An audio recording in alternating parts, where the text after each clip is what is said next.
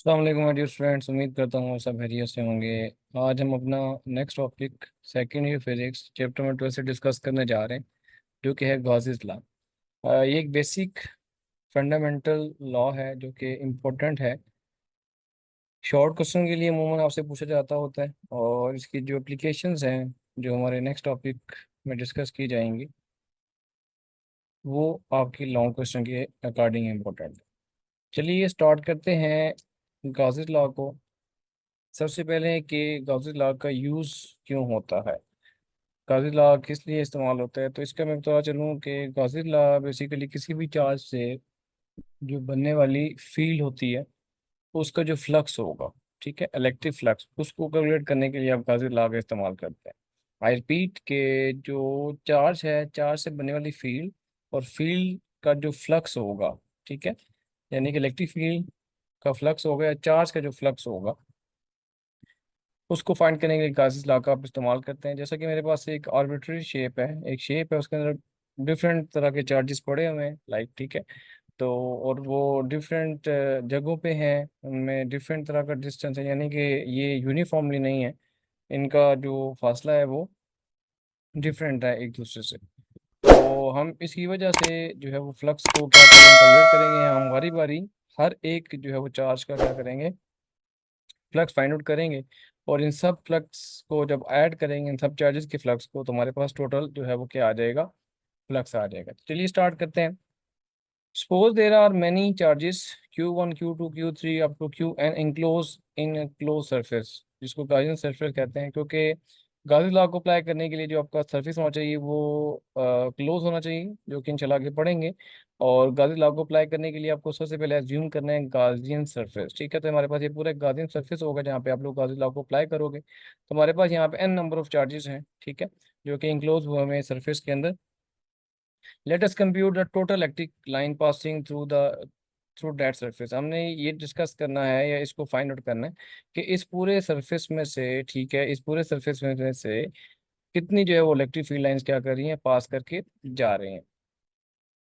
Total flux passing through Gaussian surface can be calculated by adding the individual flux of each charge. अब अगर आपने इस total flux को find out करना है जो कि सरफेस में से पास करके जा रहा है, तो उसके लिए आपका सिंपल सा मेथड है कि आप इन सब चार्जेस का जो फ्लक्स है, यानी कि जो चार्जेस की इलेक्ट्रिक फील्ड लाइंस है, ठीक है, जो कि अगर ये पॉजिटिव चार्ज है तो आउटवर्ड होंगी, उन सब को क्या कर लें आप लोग, ऐड कर लें। जैसा कि यहाँ पे अगर यहीं सरफेस हम ज्यूम करें, इसके अंदर मैं पॉजिटिव चार्ज की बात करूँ, तो पॉजिटिव चार्ज से आप देख सकते हैं कि फील्ड लाइंस क्या हैं, बाएं वाली साइड पे जा रही हैं। तो टोटल फ्लक्स मेरे पास कैसे आएगा, क्योंकि अगर मैं इस चार्ज की बात करूं तो इसका फ्लक्स 5 1 होगा, इस Q2 का 5 2 होगा, Q3 का 5 3 होगा, ठीक है। और हमारे पास अगर n नंबर ऑफ चार्जेस हैं तो हमारे पास क्या आ जाएगा, 5n। फ्लक्स का फॉर्मूला बच्चा हम प्रीवियस टॉपिक में डिस्कस कर चुके हैं। फ्लक्स इज इक्वल टू होता है Q ओवर एप्सिलॉन नॉट, ठीक है, Q ओवर एप्सिलॉन नॉट। तो 5 equal to Q1 over epsilon naught आ जाएगा, 5 2 की जगह Q2 ओवर एप्सिलॉन नॉट आ जाएगा, 5 3 की जगह Q3 ओवर एप्सिलॉन नॉट आ जाएगा, और 5n की जगह Qn ओवर एप्सिलॉन नॉट आ जाएगा। अब यहाँ पे देखें बच्चों, तो सब कॉमन आ रहा है जो इस स्टेप में, वो क्या चीज़ आ रही है, वो आ रही है 1 ओवर एप्सिलॉन नॉट, ठीक है। तो 1 एप्सिलॉन नॉट को हम लोगों ने क्या कर लिया, कॉमन ले लिया।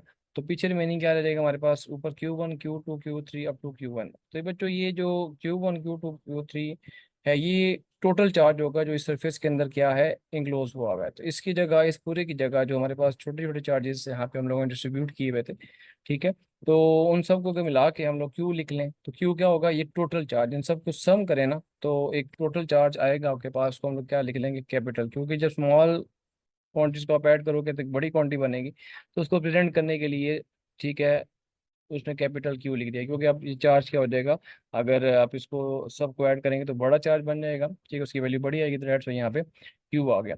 ये बच्चों total flux formula find out करने का, ठीक है, टोटल फ्लक्स को फाइंड आउट करने का आपका ये फॉर्मूला आ जाएगा।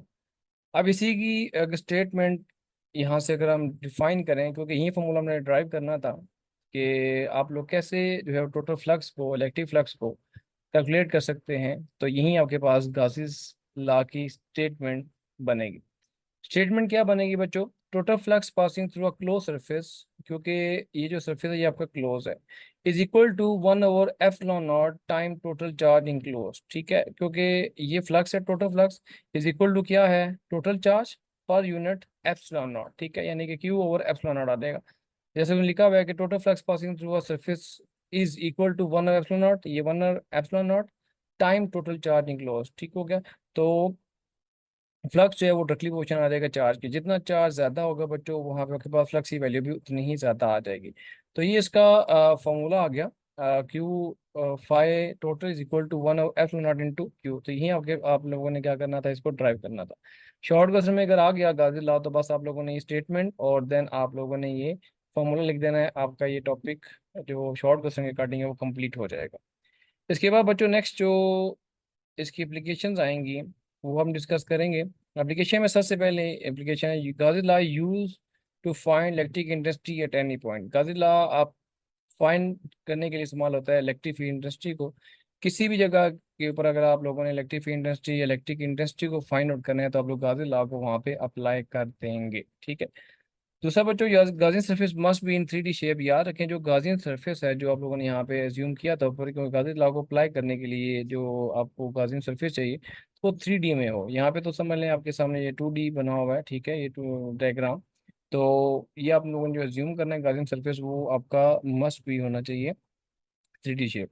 उसके बाद है क्लोज सरफेस और शेप। जो गाजियन सरफेस होगा वो आपका क्लोज होना चाहिए। ठीक है, या उसकी शेप ऐसी हो कि वो बिल्कुल क्लोज आपको लगे। ठीक है, तो क्लोज सरफेस होना चाहिए आपका, क्योंकि ओपन सरफेस के ऊपर आप गाजियन लॉ को अप्लाई नहीं कर सकते। ये आपका MCQ भी बन सकता है कि जो गाजियन लॉ है वो कहाँ पे अप्लाई होगा। तो आप लोगों ने बताना है गाजियन सरफेस के ऊपर, और वो क्या होना चाहिए, वो must be in 3D shape and close surface होना चाहिए। तो होपफुली बच्चों छोटा सा टॉपिक आपको समझ में आ गया होगा। इससे रिलेवेंट अगर आपका कोई भी क्वेश्चन है तो आप कमेंट सेक्शन में पूछ सकते हैं। अपना बहुत सारा ख्याल रखिएगा। Take care. अल्लाह हाफिज़।